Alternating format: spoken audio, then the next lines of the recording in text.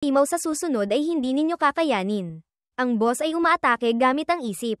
Kung pupunta kayo ngayon, magpapakamatay lang kayo. Hindi nasiyahan si Yanchi.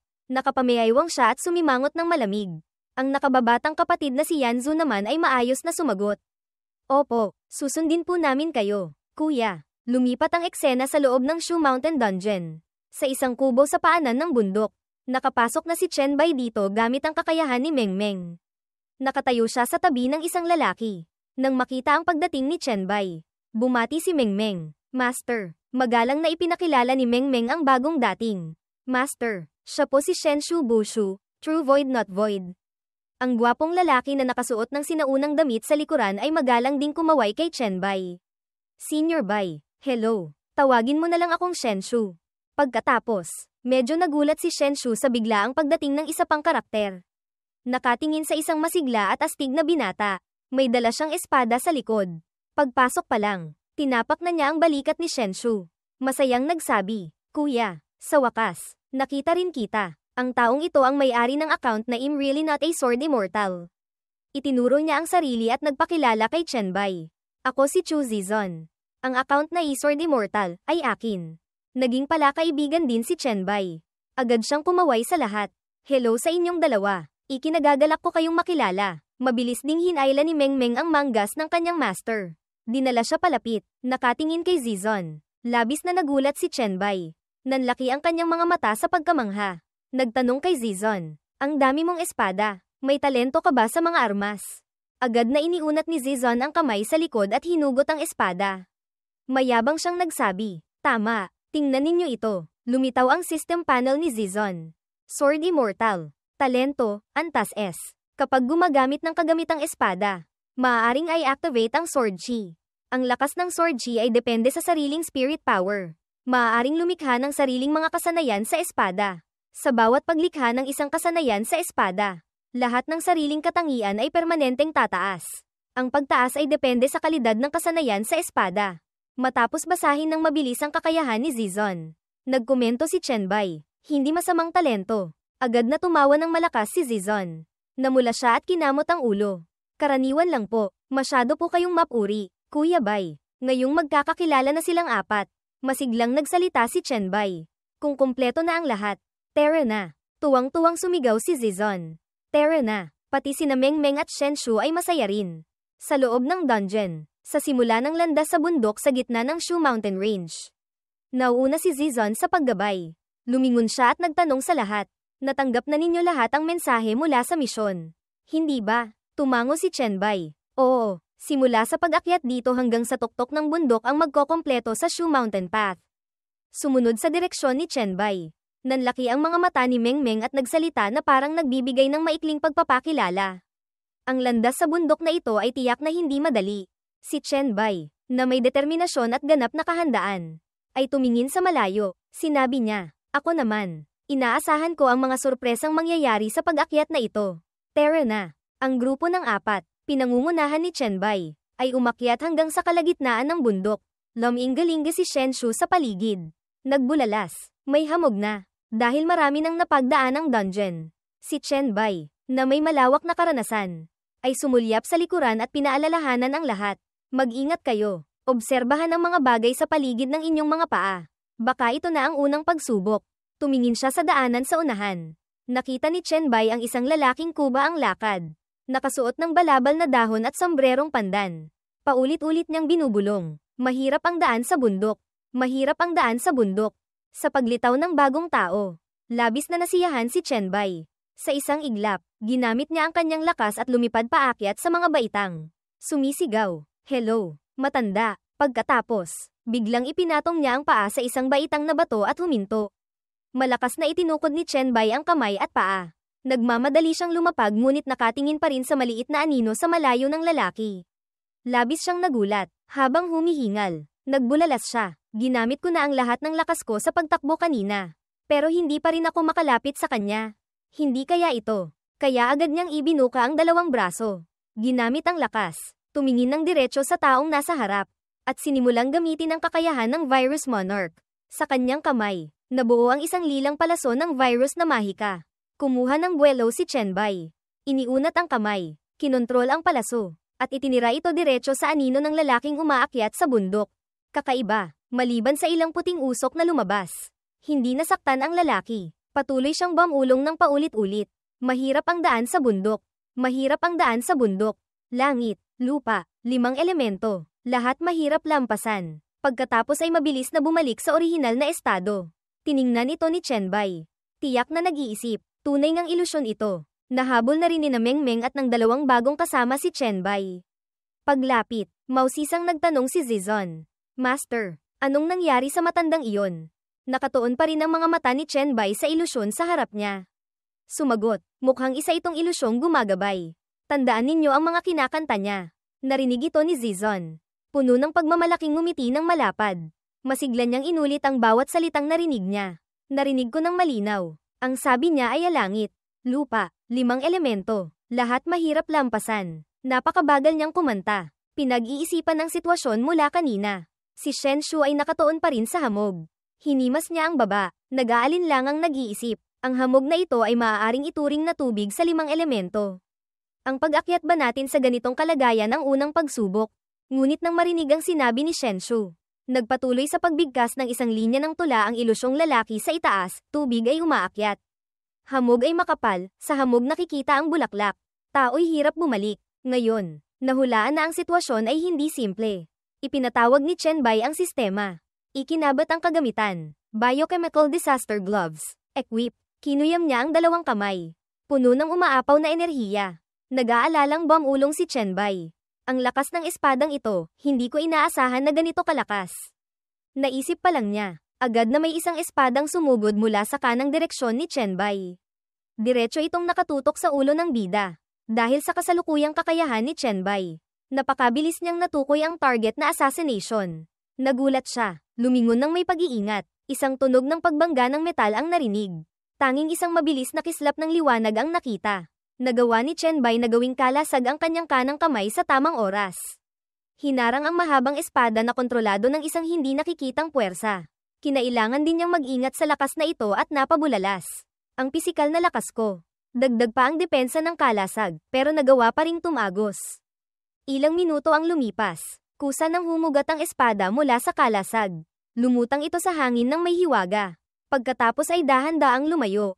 Maya-maya, tuluyan na itong naglaho. Sa sandaling ito, hindi na rin makatayo ng maayos si Chenbai. Nawalan siya ng balanse at muntik ng matamba. Nag-aalalang tumakbo palapit si Mengmeng para tulungan siya. Master, nasugatan ka ba? Sina Zizon at Shen Shu ay nanatiling alerto. Palingalinga. Kumunat ang noo ni Zizon. Seryosong nagsabi, mag-ingat kayo, lahat. Hindi maramdaman ng aking kakayahang pandama ang sword intent nito. Pati si Shen Shu ay naguguluhan. Lumingon siya at sinabi kay Zizon. Zizon, i-activate mo ang talisman na ibinigay ko sa iyo. Hindi rin maramdaman ng aking spirit power ang lokasyon nito. Sinunod ni Zizon si Shen Shu. Agad niyang inilabas ang papel na talisman. Agad na isang gintong harang ng espiritual na lakas ang pumalibot sa kanilang apat. Sumigaw si Zizon. 5 Elements Golden Light Defense Talisman. Agad na nag-handseal si Shen Shu. Ang kanyang 2 daliri ay kumislap at naglabas ng espiritual na enerhiya. Ang kanyang mga mata ay puno ng pagbabantay sa lahat ng direksyon. Sumigaw siya bilang hudyat. Nandyan na, sa silangan. Isang lead thunder art ang isinagawa. Muling lumitaw ang espada kanina. Sa pagkakataong ito, nahuli ito ng enerhiya mula sa handseal ni Shen Shu. Gayunpaman, hindi rin nakayanan ng enerhiya ni Shen Shu ang espada. Diretso itong tumagos sa bilog na proteksyon ng 4 na tao. Diretso kay Chenbai na nasa unahan. Sobrang takot ni Mengmeng kaya tinakpan niya ang mata. Hindi makatingin. Huminto ito sa harang upang mag-ipon ng lakas para sumugod. Iniharang ni Chenbai ang kamay sa mismong dulo ng espada. Kinailangan niyang aminin. Tunay ngang mahusay na espada. Nang mapansin ang maraming bitak sa harang, nag-aalalang sumigaw si Shen Shu. Emperor Bai, mag-ingat ka. Hindi nakakayanin ng Golden Light Barrier. Hanggang sa pagtingin muli, hawak na ni Chenbai ang espada. Ganap na niya itong nasupil. Tinitigan ni Chenbai ang espada ng may paghanga. Sinabi sa lahat, okay lang. Nasupil ko na ito. Humanga ng husto si Mengmeng sa kanyang master. Napabulalas siya. Master, ang galing mo talaga. Akala ni Shen Shu ay mapapahamak na sila. Hindi niya inaasahan na ganito pala kalakas si Chenbai. Medyo nag-aalangan ang tingin niya. Nagsalita, Kailan pa niya ito nasupil? Naging mausisa rin si Zizon tungkol sa espada at napansin. Ang flying sword na ito, marahil ay may kamalayan. Bakit wala man lang itong pagtutol? Habang tinitingnan ang bagong kayamanan, sinabi ni Chenbai, ipapakita ko sa inyo kung gaano kahusay ang espadang ito. 5 Elements Sword Spirit, Water Bishui Yu, Asher Water Wanderer. Antas, 12. Lakas, 60. Bilis, 120. Pisikal, 60. Spirit Power, 60. Bishui Yulong, Asher Water Wandering Dragon, habang mas maraming singaw ng tubig. Mas malakas ang kapangyarihan. Kapag nasa tubig, lahat ng katangian X10. Lakas ng pag-atake na tumatagos sa baluti X10. Kapag walang tubig, lahat ng katangian ay bababa sa 1% kumpara sa orihinal. 5 Elements Generation and Restriction, kapag lumalaban sa isang Metal Attribute Sword Spirit. Maaaring makakuha ng karagdagang Metal Attribute. Kapag lumalaban sa isang Earth Attribute Sword Spirit, lahat ng katangian ay mababawasan. Kapag kumpleto ang 5 elemento, lahat ng katangian ay double. Sword Integration, maaaring ikabit sa iba't ibang uri ng espada upang mapataas ang kasanayan ng espada at makatanggap ng mga gantimpalang katangian. Kinakamot ni Shenshu ang ulo matapos basahin. Nagkomento siya, habang mas maraming singaw ng tubig. Mas malakas ang kapangyarihan. Hindi katakatakang hindi kinaya ng aking golden light barrier ito sa loob ng kalahating segundo. Sa ganitong uri ng hamog na tubig, ang lakas nito ay maaaring tumaas ng 3 hanggang 5 beses. Masaya ring pumuri si Zizon. Magandang espada, mahusay na sword spirit. Hindi inaasahan ni Chenbai na gagawin niya ito. Ibinigay niya ang espada kay Zizon. Pagkatapos ay sinabi niya, kung ang sword spirit na ito ay nasa kamay ni Chu Zizon, marahil ay mas mapapakinabangan ito. Ngunit kinontrol ko ito gamit ang isang espesyal na paraan.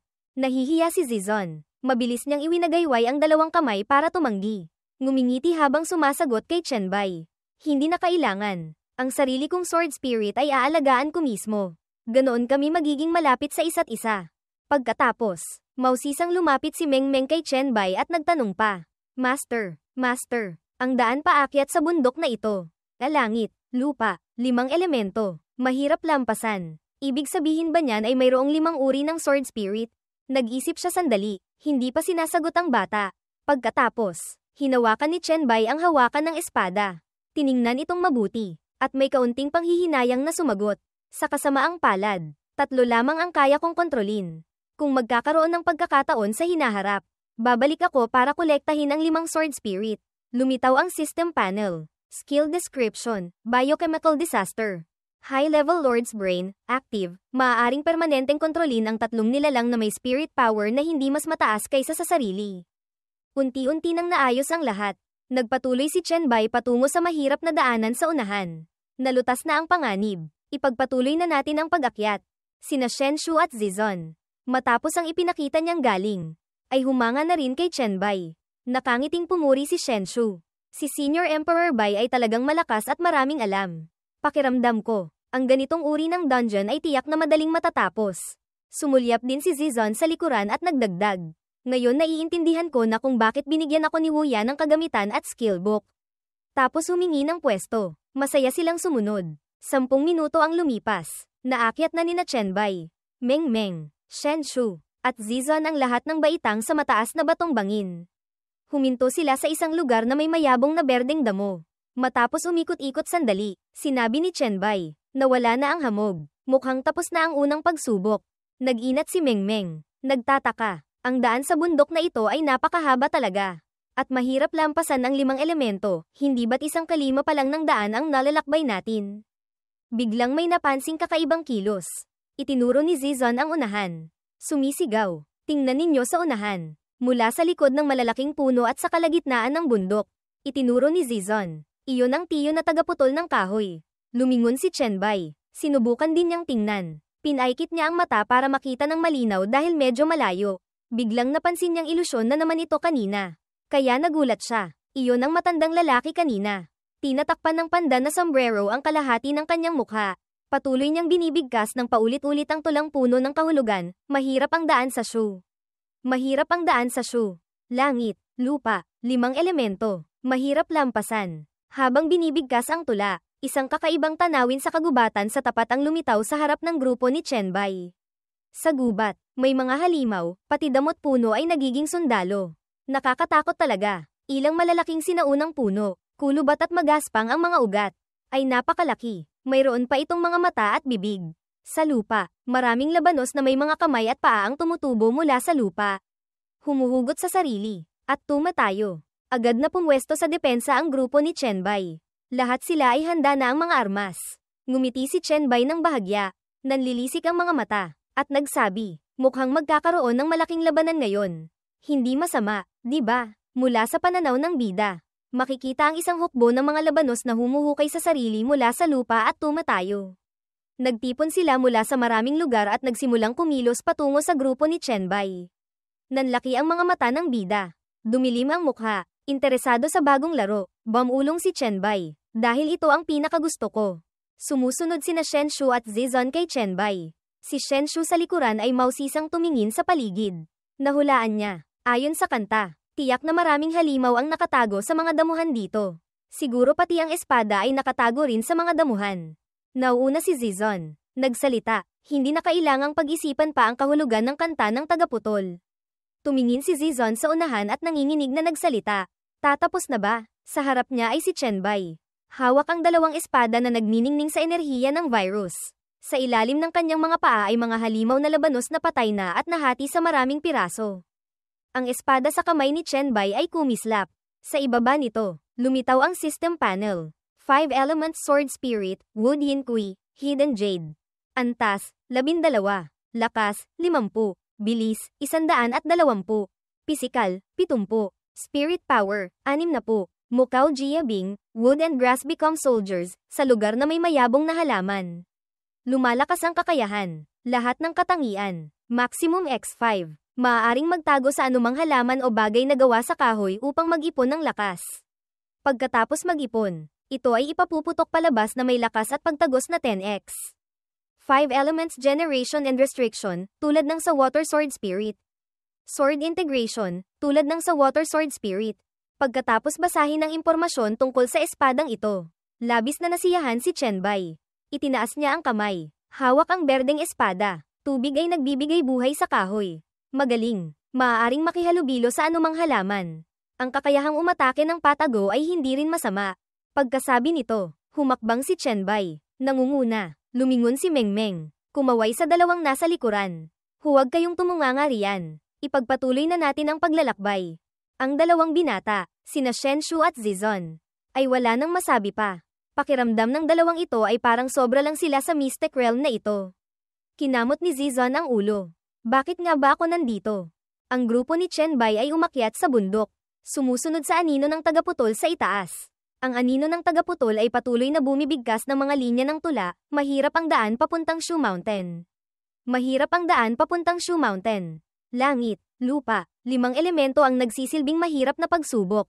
Ang daan ay maraming mapanganib na bato, durog ang buto. Wasak ang laman, mahuhulog sa malalim na bangin. Pagkatapos kumanta ng malakas, mula sa itaas, bumagsak ang lupa at bato. Tumingala sina Chenbai at Zizon. Natakot, agad pagkatapos. Ang alikabok at lupa na ito ay mabilis na bumuhos pababa sa grupo ni Chenbai. Nagmadali silang takpan ang kanilang mga mata gamit ang kamay. Hindi lamang napakarami ng alikabok, kundi pati ang lakas ng hangin ay napakalakas. Hindi maangat ni Shenshu ang kanyang paa. Nagbulalas siya. Hindi ako makalakad pasulong. Kinailangan niyang hugutin mula sa loob ng kanyang damit ang isang Golden Light Defense Talisman. Nang makitang hinugot ni Shenshu ang talisman, agad siyang pinigilan ni Mengmeng. Sandali, lumalabas na may mas epektibong paraan ang maliit na babae. Kinuha ni Mengmeng ang isang pares ng dustproof goggles. Ibinigay kay Shenshu, at sinabi, hindi madaling gawin ang talisman mong iyan. Gamitin mo na lang ito. Lumingon si Shenshu, labis na nagpapasalamat. Agad niyang tinanggap ang salaming pang-araw mula kay Mengmeng. Pagsuot niya sa mata, para siyang naging bituin. Agad pumuri, "Oh, Mengmeng, ang dami mong dalang kagamitan. Ang galing." Tuwang-tuwa si Mengmeng na sumagot. "Kagagawa ko lang niyan gamit ang Dream Creation." Kaya lahat sa grupo ay may suot ng salamin. Si Chenbai sa unahan ay nag-thumbs up. Pinupuri si Mengmeng. "Magaling. Kahit papaano, hindi na natin kailangang takpan ang ating mga mata." Sa labas, nagpakita siya ng kumpiyansa para mapanatag ang lahat. Ngunit si Chenbai ay nag-aalala pa rin. Nag-iisip, bagamat hindi kayang saktan ng lupa at buhangin ang aking mga mata. Ang hangin na nagdadala ng alikabok ay medyo nakakairita rin. Nakalakad na sila ng kaunti nang biglang yumanig ang paligid. Huminto ang lahat, nag-aalalang tumingin sa paligid. 1 minuto, walang pag-iingat, lupa at bato mula sa itaas ang bumagsak kina Chenbai at Zizon. Si Zizon ay minalas, tinamaan siya ng malaking bato at nahulog sa bangin. Nagulat sina Shenshu at Mengmeng. Sumigaw, kasama Daos Chu, Master. Pareho silang labis na nataranta. Tumingin si Shenshu pababa. Sumisigaw, anong gagawin natin? Senior Mengmeng, ang lakas ng hangin at buhangin. Hindi ko makita kung saan sila nahulog. Mabilis siyang pinakalma ni Mengmeng. Okay lang, hahanapin ko sila. Tumingin siya sa ibaba, walang makitang tao. Tanging isang umiikot na bagyo ng lupa at buhangin na parang aipo-aipo. Hindi mapigilan ni Mengmeng na mag-alala. Dahan-dahan siyang bumaba at tila natuklasan si Chenbai. Bumulong si Mengmeng. Master, kanina pa pala lumipad si Chenbai at iniligtas si Zizon. Habang buhat si Zizon, hirap siyang nagsalita ng paunti-unti. Mengmeng, dalaw, big boss, tubig. Nakakain ako ng isang bungkos ng lupa't buhangin. Talagang hindi biro ang Mystic Realm na ito. Pati si Chenbai ay pagod na. Bumulong siya. Pinaalalahanan si Mengmeng. Sa dungeon na ito, limitado ang paglipad sa ere. Mas malaki rin ang konsumo. Ilang beses ko palang ginamit pero pinagpapawisan na ako. Kung tumalon ka kanina, malaking problema iyon. Mapapagod ka ng husto. Kinuha ang bote ng tubig at ibinigay kay Chenbai. Si Mengmeng ay tulala dahil sa sobrang pagiging gentleman ng kanyang master. Tiningnan niya ito ngunit hindi alam kung paano sumagot. Ngayon, gusto talagang ni Shenshu na makahanap ng solusyon sa problema. Sa tingin ko, dapat nating pag-isipan ng kaunti kung paano hindi tayo maitutulak pababa ng cliff-breaking sword. Nakapameaywang, tumingala si Shenshu. Ang hangin at buhangin na ito ay humaharang din sa pag-detect gamit ang spirit power. Hindi ko mahulaan ang oras at lokasyon ng susunod na pag-atake. Mabilis na itinuro ni Chenbai ang kahinaan para malutas ni Shenshu. Simple lang, bago biglang umatake ang pader. Magkakaroon ng halos kalahating segundong pagyanig. Gamitin mo ang puso para maramdaman. Huwag kang maapektuhan ng hangin at buhangin. Pagkatapos mong maramdaman ang pagyanig, agad kang umiwas. Nang marinig ito, nagsalita si Zizon. Humahanga kay Chenbai. Kung gayon, ang natitirang pagpipilian ay marahil metal o apoy. Makalipas ang ilang sandali, habang nakatuon sa anino ng tagaputol, patuloy pa rin itong umawit ng tula. Mahirap ang daan papuntang Shu Mountain. Mahirap ang daan papuntang Shu Mountain. Langit, lupa, 5 elemento ang nagsisilbing mahirap na pagsubok. Ang init ay nakakapaso ng husto, nahihilo. Nahihirapang magsalita. Pagkatapos ng kantang ito, sukdulan ng init, sina Shenshu at Zizon ay basang-basa ng pawis. Nagrereklamo. Ay, hindi maganda ito. Malapit na akong maluto. Hindi na ako pinagpapawisan. Dehydration. Ay, hindi kaya balak tayong sunugin ng Fire Spirit Sword. Ito na siguro ang pinakatusong sword spirit na nakita ko. Kawawa naman ang nag-iisang babae sa grupo ni Chenbai. Si Mengmeng. Babae pa naman. Kailangang tiisin ng hangin at araw. Si Mengmeng ay basang-basa na parang naligo. Kakagawa pa lang niya ng tubig. Sumangga na agad. Ang payong pananggalang sa araw ay wala ring epekto. Master, ang iyong disipulo ay malapit ng maging tuyong disipulo. Kahit gaano kapagod, hindi ipinakita ni Chenbai ang kahinaan. Sinikap niyang maging matatag na sandigan para sa buong grupo.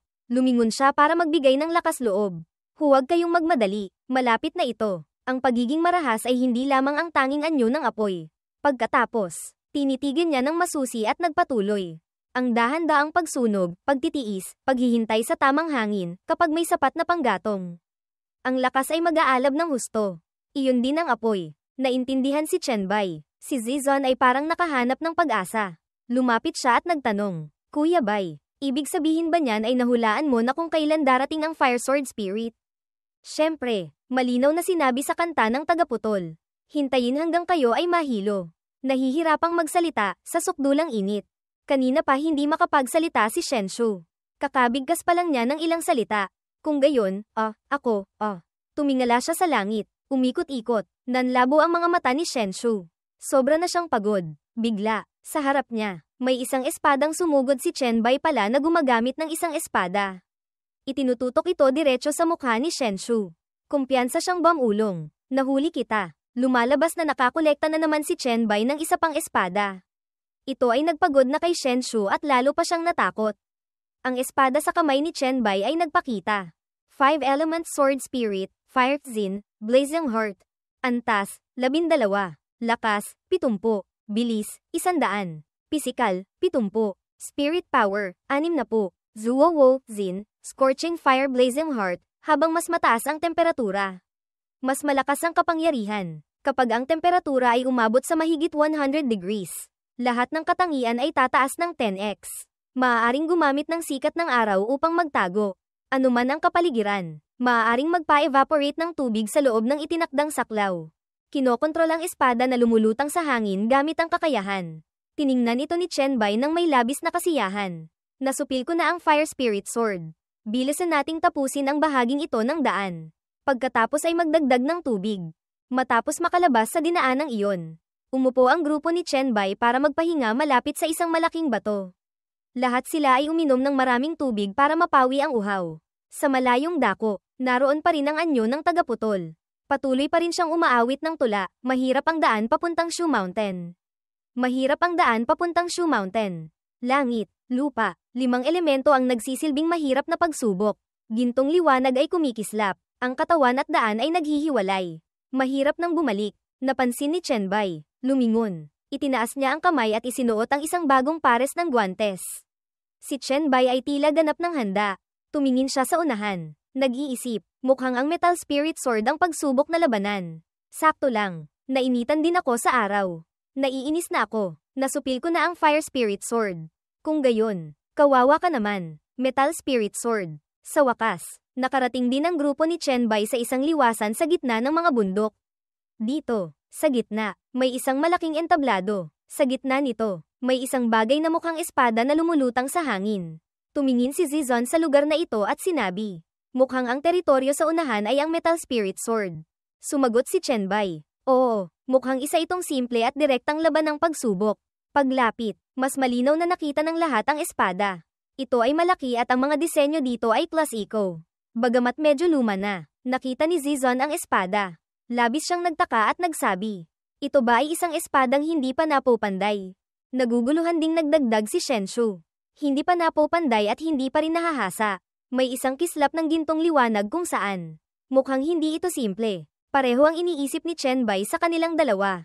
Tama, pero hindi na kailangang mag-isip pa ng marami. Ganoon na lamang. Kinontrol niya ang 3 espada para lumipad paitaas. Tumingin si Chen Bai sa unahan at sumigaw. Malalaman natin kapag lumaban na. Hindi inaasahan ito. May isang puwersang tumama mula kung saan. Tinamaan nito si Chen Bai. Na napatumba siya. Pagkatapos ay mabilis siyang kumuha ng buwelo para tumayo ng matatag sa lupa. Ginagamit ang kanyang mutated na kamay na virus para harapin ang espadang hindi pa nahahasa. Nang damaykit ang espada sa mga galami na virus ni Chen Bai. Nagkabitak-bitak ito, ngunit mabilis itong bumalik sa orihinal na estado. Tila nahanap ni Chen Bai ang susi sa pagtakas dito. Nanlaki ang kanyang mga mata na puno ng kumpiyansa. Naiintindihan ko na. Pagkasabi nito, yumuko siya. Sinubukang gamitin ang virus na mahika. At sumigaw, mayroon kang ganitong uri ng lakas na nagpapataas ng halaga ng iyong sariling kakayahan pagkatapos atakihin. Tama, yumuko siya ng mas mababa. Direktang hinarap ang malaking espada. 100 refinements become steel o true gold 100 refinements. Kalimutan mo na, kahit ano pa ang tawag sa kakayahan mo. Naging mas seryoso ang mukha ni Chen Bai. Ngumiti siya ng bahagya at bamulong. Tingnan natin. Pagkatapos ng mga salitang ito, ginawa ni Chen Bai ang kanyang 2 kamay na maging malalaking maskuladong kamay. Mahigpit na kinuyam ni Chen Bai ang 2 kamay. Umikot, nagpalit ng posisyon, kumuha ng buwelo, tumalon mula sa sahig, at nagpakawala ng suntok. Kumunat ang kanyang noo at ngumisi siya. Mukhang napakasama. Ang espada at si Chen Bai ay parehong sumugod sa isa't isa. Ang pagbangga ay lumikha ng isang malakas na pagyanig. Ang lupa at bato sa paligid ay naduraj.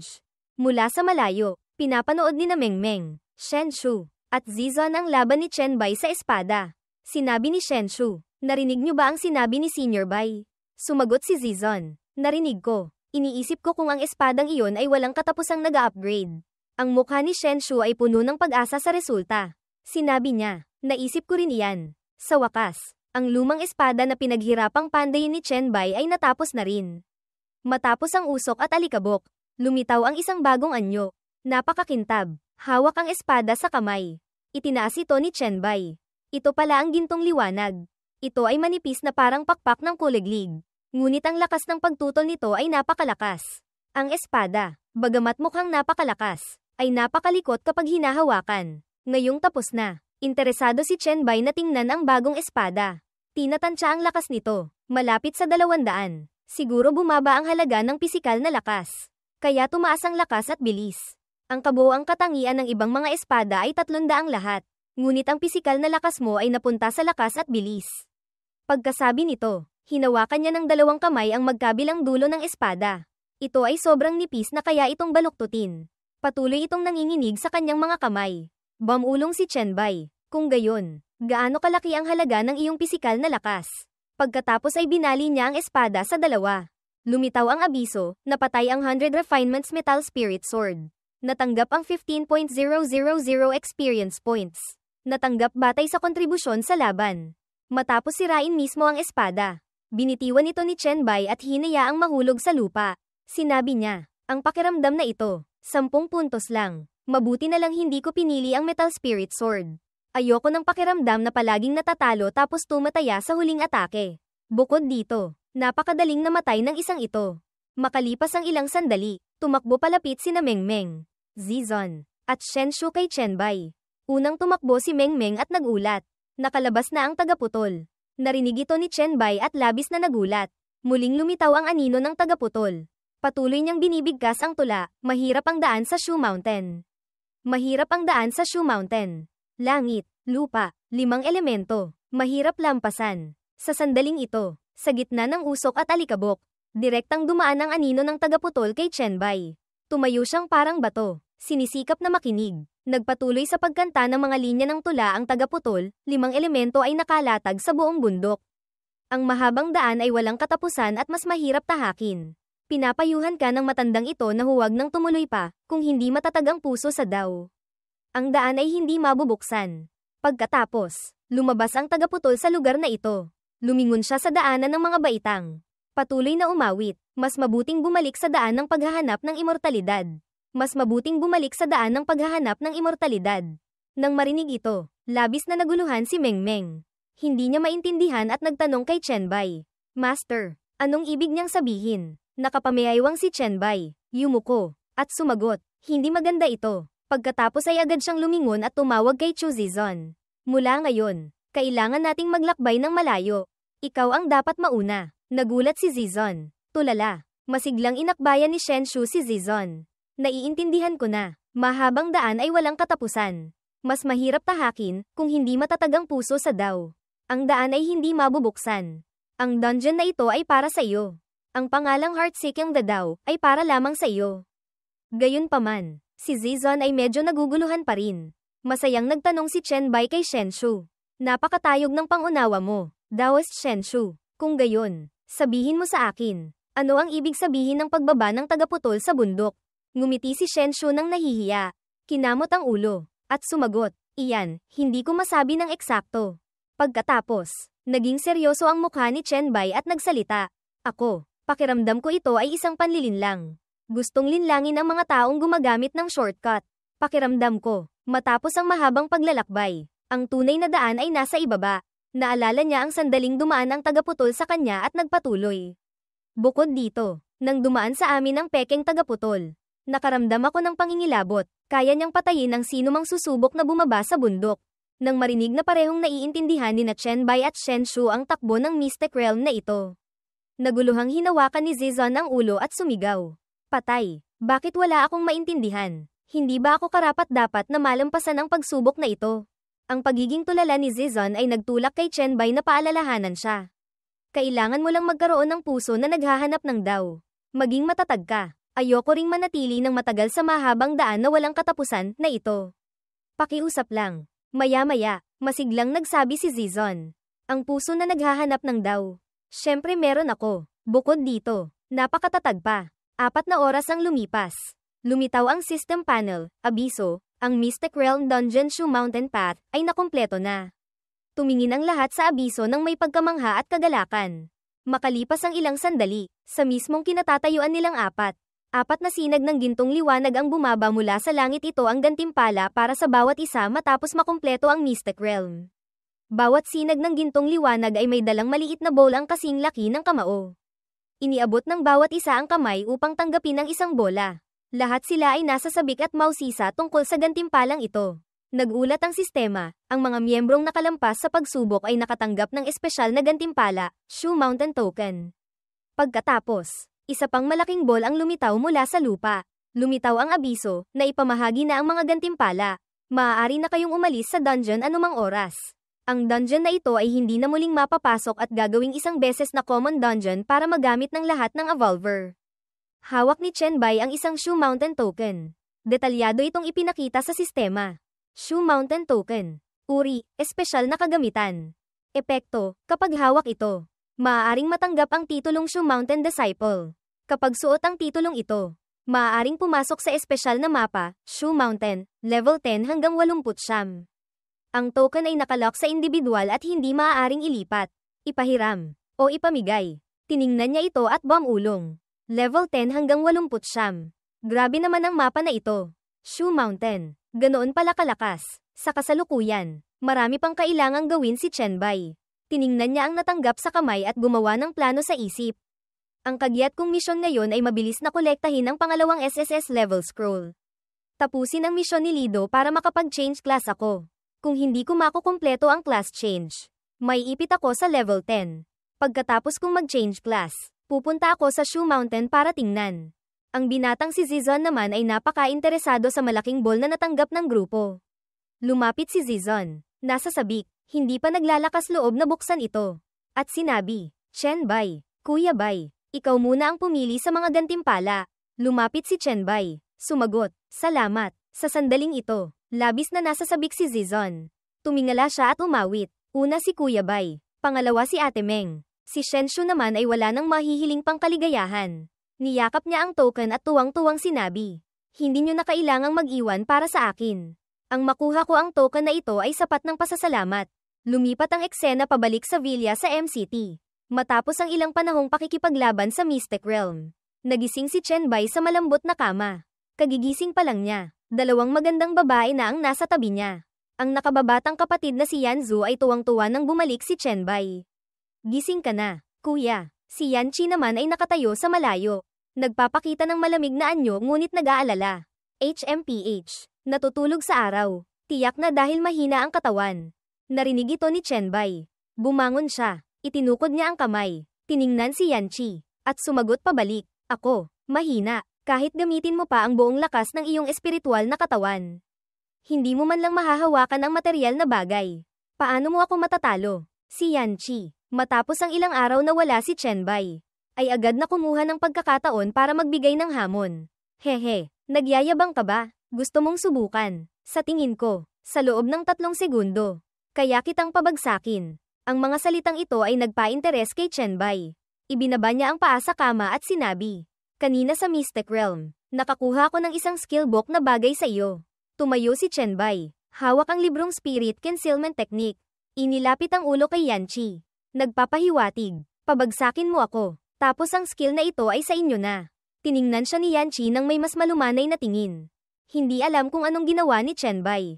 Ngunit ang dalawang babae ay nakahandusay na sa sahig. Walang tigil na gumagalaw. Hindi maganda ito. Malapit na akong maglaho. Ako, rin. Nakaupo si Chen Bai sa kama. Nakadekwatro. Nakatingin sa dalawang babae nang may pagmamalaki. Ngayon, alam nyo na ang pagkakaiba natin. Hindi pa ako lumalaban kahit kaunti. Narinig ito ni Yanchi. Namula siya sa hiya. Tumagilid siya. Gumulong-gulong. Tiningnan si Chen Bai ng mapang-akit. Hoy, may gusto ka bang babae? Kailangan bang maging maingat ka kapag nakikipag-ugnayan sa iba? Sa tanong ni Yanchi. Napailing lang si Chen Bai. Sumagot siya. Mataas lang ang physical stats ko. At magaling akong kumontrol ng lakas.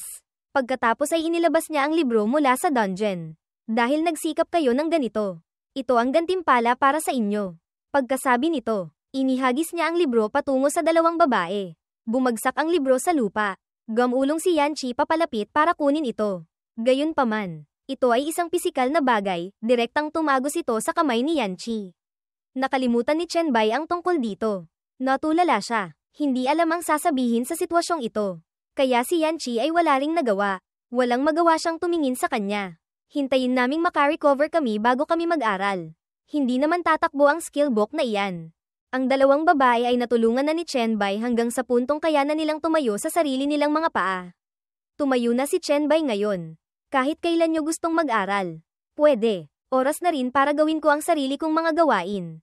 Lumipad palapit si Yanzu sa kanya. Nagtataka. Kuya, aalis ka na po. Hindi ba't sabi mo dadalhin mo kami sa Jiangcheng? Naglabas si Chenbai ng isang item scroll mula sa sistema. Tiningnan niya ito. Nangako siya sa dalawa. Medyo importante ito. Pag-uwi ko mamayang gabi, dadalhin ko kayong dalawa. Tuwang-tuwa sina Yanchi at Yanzu. Ang dalawang babae ay parang namumukadkad sa saya. Magalang na sumagot si Yanzu. Sige po, hihintayin ka namin. Hawak ni Chenbai ang Ranked Demon Hunter Class Change Quest Scroll. Tiningnan niya ito. Bamulong sa sarili. Paalala, naabot na ang limitasyon. Oras na para kunin ang SSS Rank Class Change Scroll sa Abyss. Ngayon, lumitaw ang imahe ni Lido sa isip ni Chenbai, na nagpadala sa kanya ng pag-aalinlangan. Gayunpaman, kung hindi ko makukumpleto ang misyon ni Lido, may ipit ako sa level 10. Lumitaw ang system panel, S-Rank Demon Hunter Class Change Quest Scroll. Tanging ang unang purong dugong demonyong nilalang na mapapatay ang magbibigay nito. Naglalaman ng natatanging espesyal na Class Change Quest Scroll. Pagkatapos makumpleto ang misyon dito, maaari itong gawing Demon Hunter Class Change Scroll. Pagkatapos basahin ang system panel, nag-isip siya. Sa totoo lang, noong una kong nakuha ang scroll na ito, hindi ko naisip na kukunin ko ang SSS rank scroll na iyon. Gayunpaman, iyon ay isang pagsubok na kilala bilang imposibleng malampasan ng mga Diyos. Pag-isipan, pinindot niya ang screen ng sistema. Ngunit ngayon, walang ibang lead tungkol sa SSS rank scroll. Kaya, susubukan ko na lang. Mukhang nakapagpasya na ang ating bida. Pagkatapos pindutin ang oo, dinala siya ng sistema sa unang palapag ng Abyss. Napakabilis. Dinala si Chenbai sa isang madilim na lugar na maraming goblin. Ang mga goblin na mapula ang balat at simple ang kasuotan. Nang makita si Chenbai, ay hindi mapigil ang mamangha. Iisang tao. Pagkatapos ay nagsimula silang magkagulo. Tao, kakainin. Tiningnan niya ang lugar sa paligid. Nagbulalas siya sa nakaraang buhay. Pagkatapos kong mag-change class bilang Demon Hunter, madalas akong pumunta sa Abyss. Hindi ko inaasahan na sa pagkakataong ito. Medyo pakiramdam ko ay parang umuwi ako. Ang mga maliit na goblin na ito ay madali lang para kay Chenbai. Tatlo ang sumugod para umatake. Ngunit simpleng kinontrol ni Chenbai ang tatlong spirit sword at pinatay silang tatlo. Lumitaw ang sistema, Mission Progress, Fallen Demon 3100s. Samantala, suot pa rin niya ang kanyang guantes. Nagpatuloy ang isa pang system panel. Mission Requirement, gamitin ang scroll upang pumasok sa unang palapag ng Abyss. Patayin ang 100 lesser demons at 100 fallen demons upang makumpleto ang misyon at umalis sa Abyss. Pagkatapos basahin, tiningnan niya ito at nag-isip. Pagkatapos makumpleto ang misyon, ilalabas ako sa Abyss. Mukhang kailangan kong magtago. Sa kasalukuyan, gusto niya lamang matupad ang pangunahing layunin sa lalong madaling panahon. Lumibot siya sa lugar na ito. Bamulong. Gayunpaman, ginagamit ko lang naman ito para makapasok sa Abyss. Ang layunin ko ay ang pagsubok sa gitna ng Abyss. Isang araw ang lumipas. Hindi kasing simple ng inaakala niya ang mga bagay. Lumilipad sa ibabaw ng matataas na bato. Kagagaling lang sa pagtakas mula sa pugad ng isang kawan ng goblin. Naiinis siyang bamulong. Hindi matapos-tapos ang misyon na ito. Nakakainis. Ang fallen demons at lesser demons sa unang palapag ng Abyss ay sobrang dami. Bukod dito, mga tanga sila. Walang tigil lang sa paghabol. Hindi lang iyon. Naiinis din siya sa dami nila. Kahit na maiwanan ko ang grupong ito, mabilis ding magtitipon ang susunod na grupo kapag bumagal ako. Makalipas ang ilang sandali, nakarating si Chenbai sa bakana ng isang sumasabog na bulkan. Tinitigan niya ito ng masusi. Sumasabog ang gitna ng Abyss. Wala itong pakinabang kay Chenbai. Nag-aalala siyang tumingala sa lava na sumasabog at nagbulong sa sarili. Ang malas. Bagamat hindi naaapektuhan ng pagsabog ang pagsubok, mapupuno nito ng enerhiya ang Abyss. Lahat ng nilalang na may dugong demonyo ay lalakas. Bukod dito, magpapakawala ito ng hindi mabilang na demon bloodspawn, na magluluwal ng hindi mabilang na demonyong nilalang. Libu-libong kalaban mula sa langit ang babagsak. Sa pagkakataong ito, mas lalong hindi ako pwedeng huminto. Kung hindi, madali akong mapapaligiran. Kung sakaling sa paglusot sa pagkubkob ay aksidenteng makumpleto ko ang misyon. Ilalabas ako sa abyss. Tumakbo siya palayo sa ulan ng Bloodspawn. Mula sa likuran ni Chenbai, may isang espadang sumusugod para atakihin siya. Naramdaman ito ni Chenbai. Agad siyang umikot ng 3 beses sa ere. Matagumpay na naiwasan ang matulis na espada sa isang iglap. Sa pinagtapakan ng espada, may isang mapula at magaspang na paa ng isang goblin ang tumuntong. Mas malakas ito kaysa sa mga nakaharap ni Chenbai kanina. Napakahusay nitong magbalanse sa katawan ng espada. Nagsalita ito, "Tingnan mo ang nahanap ko. Isang napakasarap na hapunan." Ang demonyong ito ay tinatawag na MMA fighter. Antas 16, nagpatuloy ito. "Tao, mas mabuting lumuhod ka na at magpasalamat. Pupunuin mo ang tiyan ng dakilang ako." Dahil bihasa siya sa pakikipag-usap sa wika ng mga demonyo. Tinanong ito ni Chenbai pabalik. Isang purong dugong demon fighter. Sa unang palapag ng abyss. Bihira ito. Galing ka ba sa mas malalim na palapag? Tiningnan siya ng demonyo nang may panghahamak. Tama, ang isang tulad mong tumatakas lang. Marami ka palang alam tungkol sa mga demonyo. Alam mo pa ang wika ng mga demonyo. Ngunit ang kaalaman ng pagkain tungkol sa kanyang amo ay walang anumang kahulugan. Sumagot si Chenbai ng mayabang. Tumatakas lang. Ngunit alam mo ba kung bakit sa likuran ko? Tanging mga lesser demon at fallen demon lang ang mababang uri na humahabol. Nagsimulang magalit ang demonyo. Hinawakan nito ang hawakan ng espada. Handang sumugod kay Chenbai. Malakas itong sumigaw. Hindi ko alam. Ngunit mapipilit kitang sabihin sa akin ang sagot bago ka mamatay. Kaya, magiging maawain ako at uunahin kong kainin ang ulo mo. Sa galit ng demonyo, tila walang reaksyon si Chenbai. Malamig niyang sinabi, "Sasabihin ko sa iyo ngayon din." Marahang dumaan si Chenbai sa demonyo. Tumilapon ito. Nakataas ang 2 paa sa langit. Dumilim ang mukha nito. Napabulalas. Hay, hindi maaari. Isang tapak lang ni Chenbai. Para sa kanya, ang demonyo ay parang isang pitik lang. Maya-maya, mula sa ere, malayang nahulog ang demonyo. Una ang ulo sa lupa. Lumingon si Chenbai. Tiningnan ito ng may malamig na ekspresyon. Sinabi niya sa wika ng demonyo. Dahil pinatay ko na ang lahat ng ibang uri. Pagkatapos ng mga salitang ito, sa likuran niya, ang mga bloodspawn egg sa lupa ay napisa. Naglabas ng maraming batang goblin.